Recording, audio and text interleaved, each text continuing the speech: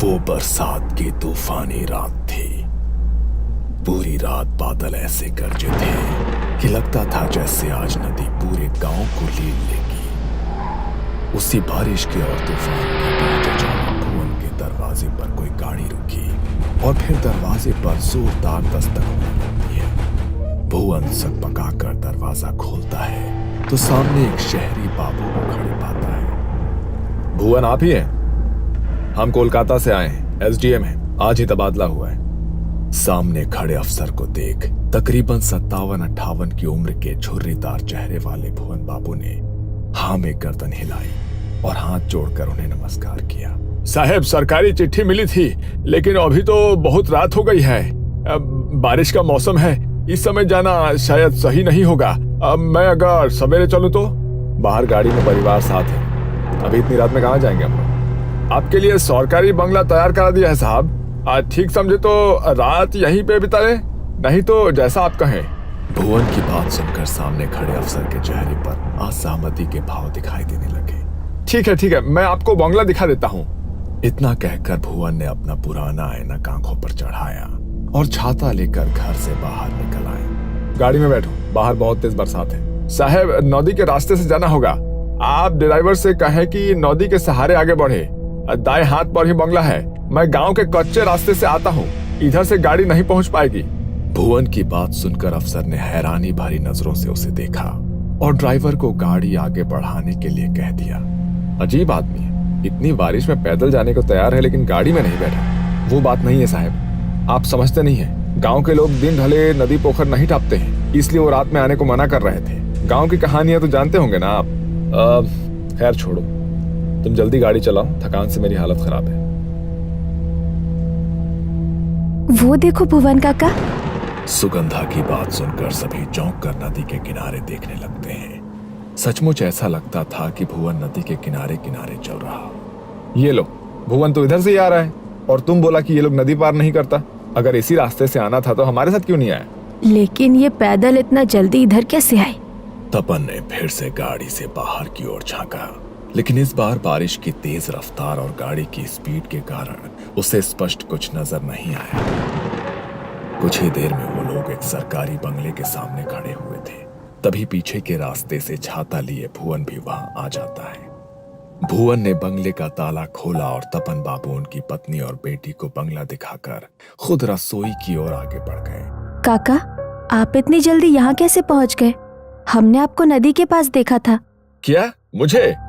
नहीं, मैं तो उधर गया ही नहीं। मैं तो पीछे के रास्ते से आया हूँ। हो सकता है हमने किसी और को देख लिया हो, अंधेरे में गलतफहमी हुई होगी। बंगला बहुत अच्छा है, कभी ऐसी जगह रहने को मिलेगा सोचा नहीं था। गांव से दूर एकांत में नदी के किनारे ऐसा लगता है किसी और ही दुनिया में आ गए। मंदाकिनी, सुगंधा, इंद्राणी और तपन को बंगला काफी अच्छा लगा था, लेकिन भुवन किसी और ही सोच में गुम था। उसे समझ नहीं आ रहा था कि आखिर इतनी रात को खराब मौसम में इन लोगों ने किसे नदी किनारे देखा होगा। अब मैंने चाय बना दी है, आप लोग पी लीजिए। मैं बाहर सर्वेंट क्वार्टर में हूँ, कुछ परेशानी होगा तो बुला लीजिएगा। और हाँ, एक बात और, बंगले से नदी का किनारा सुंदर जरूर दिखता है, लेकिन आप उधर ना देखें तो बेहतर होगा। मतलब इतनी सुबह नजारा कोई क्यों नहीं देखना चाहेगा? कहने का मतलब है कि बारिश का मौसम है, गीली मिट्टी फिसलन के अलावा पानी भी बहुत है, तो आप उससे दूर रहें तो बेहतर होगा। भुवन अपने कमरे में आकर लेट गया था और लंबे सफर से थक कर आया तपन का परिवार अपने अपने कमरे में जाकर आराम करने लगा था। सुगंधा के कमरे की खिड़की से नदी का किनारा साफ दिखाई देता था। अपने कमरे में आकर वो नदी की ओर देखने लगती है। कितना सुंदर शांत नदी का किनारा है। इंद्राणी, इधर तो कितना मच्छी होगा ना। मैं कल जाकर मच्छी पकड़ कर लाऊंगी और ताजा ताजा मच्छी भात बनवा कर खाऊंगी माँ से। लेकिन वो काका बोले थे नदी किनारे जाना सही नहीं है। तपन बाबू पत्नी के साथ कमरे में सोने चले गए थे और इधर दोनों बहनें अपने अपने कमरे में आराम करने के लिए आ गई थी। छोटी इंद्राणी तो बिस्तर पर लेटते ही सो गई थी, लेकिन सुगंधा न जाने क्यों देर रात तक अपने कमरे की खिड़की से बाहर नदी के पानी में गिर रही रिमझिम बूंदों को देखती रही। अगली सुबह सुबह नदी की तरफ कोई गया था क्या?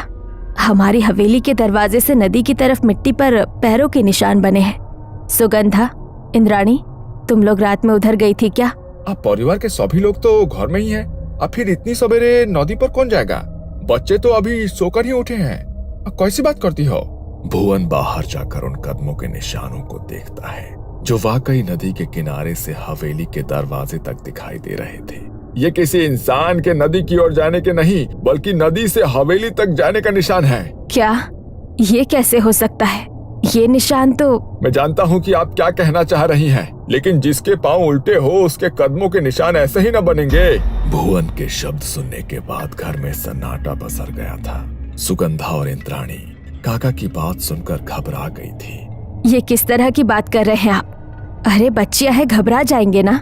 बेकार की बातें छोड़िए और बाजार से कुछ खाने का सामान ला कर दीजिए, बच्चों को भूख लगी होगी। मंदाकिनी की बात सुनकर भुवन काका चुपचाप बाजार की ओर निकल जाते हैं। अगले 1-2 दिन ऐसे ही बीत गए थे। दोनों बहनों ने माँ के साथ मिलकर घर लगभग सेट कर लिया था। सुगंधा, इधर सुन तो जरा। जा बाजार से मछली लेकर आ, आज मच्छी भात बनाएंगे। और कहीं रुक मत जाना, अंधेरा होने से पहले लौट कर आना है। ठीक है माँ, मैं जाती हूँ। 16 साल की सुगंधा घर से निकली तो उसे नदी के किनारे एक लड़की दिखाई दी जो हाथ के इशारे से उसे बुला रही थी। तुम भी यही रहती हो क्या? सुगंधा की बात सुनकर दूसरी लड़की ने रहस्यमयी सी मुस्कान के साथ उसे ऊपर से नीचे तक देखा और हाँ में गर्दन हिलाती। बड़ी बड़ी काजल से सजी आंखें, मोटी चोटी, मनमोहक सा खूबसूरत चेहरा जिस पर से सुगंधा की नजर नहीं हट रही थी। कल मिलोगी, साथ में खेलेंगे। अभी मुझे बाजार जाना है मच्छी लेने, नहीं तो माँ नाराज होगी। की मच्छी? हमें माछ खेते चाहिए, मुझे मच्छी दोगी? अचानक ही सुगंधा के कानों में इंद्राणी की आवाज टकराती है। सुगंधा, ए सुगंधा, उधर क्या कर रही है? जल्दी यहाँ आ, मैं इस लड़की से बात कर रही थी। तुम्हारा नाम की? सुगंधा ने जैसे ही उस लड़की की ओर गर्दन घुमाई तो देखा कि अभी वहां कोई भी नहीं था। सुगंधा को कुछ समझ नहीं आ रहा था कि अचानक वो सुंदर सी लड़की कहाँ चली गई। हैरान होकर वो इंद्राणी के पास आती है। उधर अकेले क्या कर रही थी? माँ ने तुझे बाजार जाने को बोला ना? हाँ, लेकिन मैंने अभी एक लड़की को देखा, वो मुझसे बातें कर रही थी, फिर अचानक पता नहीं कहाँ गायब हो गई। बहुत सुंदर थी, कह रही थी यही रहती है। बातें मत बना, कोई नहीं था वहाँ, अकेले में पता नहीं क्या बड़बड़ा रही थी उधर। अच्छा सुन, माँ ने बोला है आते हुए कुछ मीठा भी लेते आना, और हाँ थोड़ा जल्दी जाओ। सुगंधा जल्दी जल्दी बाजार के लिए निकल गई थी, लेकिन बार बार उसके मन में उसी लड़की का ख्याल आ रहा था। बाजार से मच्छी और रसगुल्ला लेकर लौटने में उसे अंधेरा हो गया था। जैसे ही वो नदी के नजदीक पहुंचती है, उसे नदी के पानी में तेज हलचल महसूस होने लगती है। सुगंधा चौंक कर इधर उधर देखती है, आसपास कोई नजर नहीं आता। अचानक उसे तेज सड़न जैसी महक महसूस होती है, जैसे सड़ी हुई मछली किसी ने उसके सामने रख दी हो। सुगंधा ने अपनी चाल तेज कर दी थी, तभी उसे अपने साथ साथ किसी परछाई के चलने का एहसास होता है। सुगंधा चौंक कर पीछे मुड़ती है, लेकिन वहां कोई नजर नहीं आ रहा था। अचानक ही पेड़ से एक डाली टूटकर उसके सामने आकर गिर पड़ती है। तभी सुगंधा के कानों में एक आवाज गूंजती है, आमा के माछ दो। वो आवाज सुनकर सुगंधा के रोंगटे खड़े हो गए थे। उसने हाथ में पकड़ा सामान और तेज जकड़ा और अपनी चाल और भी तेज कर दी। कुछ पलों के बाद गुस्से से भरी हुई आवाज फिर से उसके कानों में सुनाई दी, तुम्हें आमा के माछ देबे ना? डर से उसका दिमाग सुन्न पड़ गया था। सुगंधा को होश ही नहीं था वो कब और कैसे वहां से दौड़कर अपने घर के दरवाजे तक पहुंच गई थी। दरवाजे को जोर जोर से पीटने पर जैसे ही इंद्राणी ने दरवाजा खोला, वो वहीं गिर पड़ी। किसी तरह उसे कमरे तक ले जाया गया, जहां उसने अपनी सारी आप बीती सुना दी। ये सब उस भुवन की वजह से हो रहा है, उसने ही डर बैठा दिया है दिमाग में। तुम आराम करो, अब से बाजार मैं जाऊंगी। बेटी की हालत ऐसी देखकर मंदाकिनी काफी परेशान हो गई थी। मच्छी भात बनाने की अब उसकी इच्छा ही नहीं बची थी। देर रात गए मंदाकिनी को रसोई से कुछ आहट सुनाई देने लगी। जब वो रसोई की ओर गई तो वहां का नजारा देख उसके पैरों तले जमीन खिसक गई। सुगंधा के हाथों में कच्ची मछली थी जिसे वो आधा कच्चा ही खा चुकी थी। उसके कपड़ों और मुंह पर खून लगा था और वो इस समय किसी राक्षस जैसी डरावनी नजर आ रही थी। सुगंधा, ये क्या कर रही हो तुम? क्या हुआ है तुझे? भूख लगी थी, इसने मुझे मच्छी खिलाई। अब मैं इसके साथ रहूंगी।